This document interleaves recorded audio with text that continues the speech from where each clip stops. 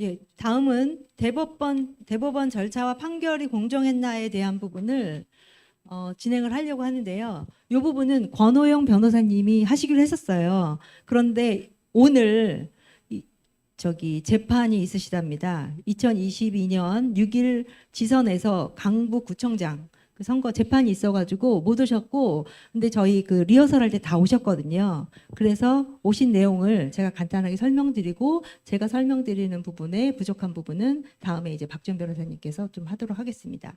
요거는 이제 권혜영 변호사님이 현장에서 재검표, 대법원 무효소송, 선거 무효소송 재검표 현장에서 본 이 화면입니다.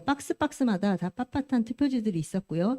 이렇게 빳빳한 한 번도 접지 않은 신권다발 같은 투표지, 옆에 이렇게 줄 나오는 거 보시죠? 예, 이런 거 이제 그 드럼에 이상이 있어갖고 복사한 것 같은 이런 투표지, 이렇게 줄간 투표지, 이런 것들이 그냥 전부가 다 그랬던 거죠. 예. 그 다음에 이거 잘 아실 거예요. 일장기 투표지라고 투표관리관의 도장이 이렇게 뭉그러져 있어요. 누구 투표관리관 도장인지 몰라요. 근데 이게 뭉터기로 다 저기 50% 이상, 1000장이 넘게 이런 게 다 돼 있다는 거죠. 아까 이 앞에 이 투표함이 인천 연수구 의뢰 투표함의 그 사이즈거든요. 이 반이 다 이렇게 나왔다는 거예요. 그러니까 얼마나 엄청난 거겠어요? 그러니까 이런 게 이제 나왔다는 거죠. 그 다음에 대법관들이 투표관리관 도장이 없는 이 투표용지, 이것도 유효로 처리했어요. 오산에서 나온 건데요. 그러니까 이 부분에서는 투표록에도 아무런 기록이 없거든요. 사유가 없는데도 그냥 유효 처리했다는 거죠. 이런 말도 안 되는. 그러니까 이제는 그 다음부터는 어떻게 하느냐? 아예 그 편람을 바꿔요. 이런 거 있어도 투표 지수하고 뭐 정황을 봐서 맞으면 그냥 정상으로 하겠다, 이렇게 아예 법을 바꿔요. 선관위가 이상한 조직이죠. 다음에 대법원에 증거 보존실이 있거든요. 저희가 그 증거를 보존해달라고 하면 증거 보존실이 있는데, 여기 보세요. 이게 영등포 을인데요. 보관 당시 2020년 5월 달에는 이렇게 종이로 봉인을 해놨거든요. 그런데 1년 3개월 후에 가봤더니 여기 보세요. 여기 동그라미가 이렇게 옮겼죠? 이렇게 열린 자국이죠. 예, 이렇게 대법원의 증거 보존실도 저렇게 봉인 자체가, 예, 남부지검이랍니다. 예. 그래서 이제 검증할 때 가봤더니 이런 식으로, 그러니까 지금 이거 제대로 이게 안전하다고 여러분들 봐주세요. 전혀 믿을 수 없죠. 예, 대법원에 있는, 예. 다음에는 뭐냐면 이 부분도 이제 그 권혜영 변호사님이 아주 그냥 열정을 갖고 말씀하시던데요. 여러 가지 투표용지가 있잖아요. 이상한 투표지, 배춧잎 투표지, 뭐 일장기 투표지, 이런 게 많이 나왔잖아요. 그리고 너무 빳빳해가지고 이런 부분에서 감정을 하려고 감정 그 대상 투표지들을 봉지에 이렇게 넣어서, 예, 봉지에 넣어가지고 감정을 가야 되잖아요. 이게 뚜껑이 열리면 어떻게 되겠어요? 중간에 이게 바뀌는 거니까 안 되잖아요. 그래갖고 2021년 6월 28일 날 여기에서 감정 대상 투표지들을 넣고 이거를 봉인을 하고 다 도장을 찍은 거예요. 그런데 9월 1일 날 가봤더니 감정 대상 투표지라고 줬는데 여기 보니까 아예 봉인도 안 된 봉투에서 이걸 꺼내주더라는 거죠.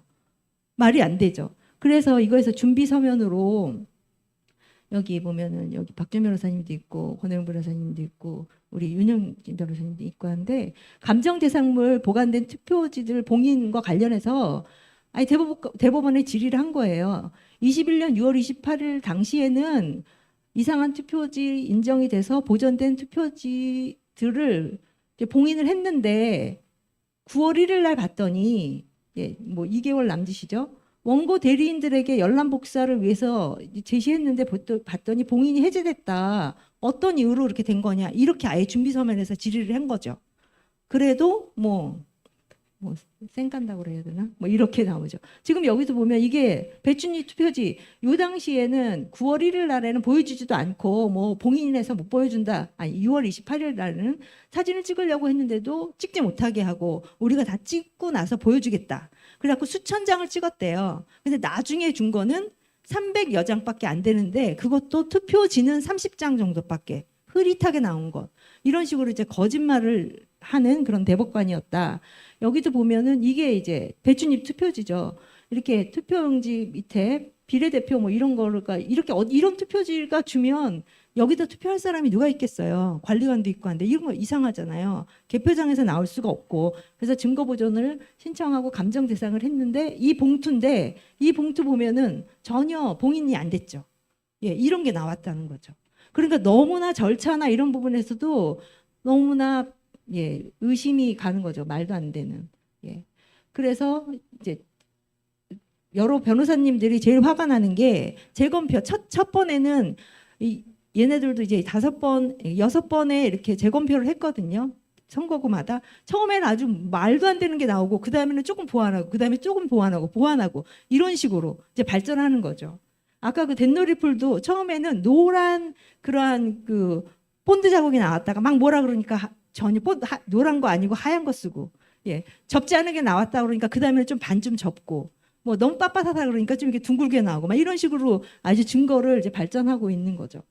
그 다음에는 그 자리에 여기 그 이주 선생님하고 조슈아님도 같이 참석을 했었었는데 재검표하면서 투표지 분류기를 작동을 했다는 거죠. 100장 단위 묶음이 있어서. 그런데 투표지 분류할 때 옆에 있는 그 모니터가 있지 않습니까?